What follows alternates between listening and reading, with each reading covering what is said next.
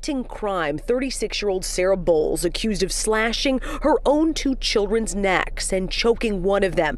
Officers burst through the door of Bowles' Inkster home New Year's Day after hearing cries from children inside in a bathtub. Police called there for a welfare check. It just doesn't make sense to me why this had to happen. It could have been prevented. The 1-year-old boy brought back to life by officers, still in critical condition, and his sister, a 3-year-old, has been released from the hospital.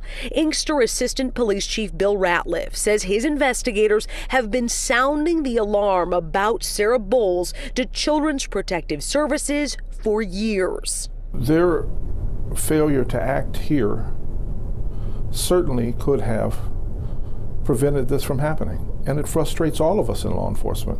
Ratliff says in 3 years, his officers have made 15 runs to the house off Grandview, one in 2018 where Bowles was in the road threatening people with a saw. Her then 6-month-old daughter was temporarily taken to Inkster PD for safety.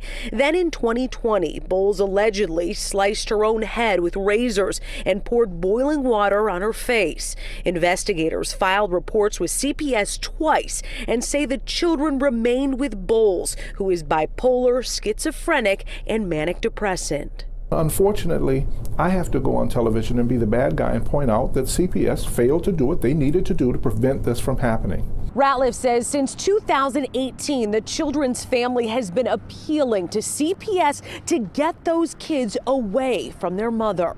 You have family members and a law enforcement agency telling you that there's a problem here, and it culminates with two children with their throats slashed in their own house by their own mother.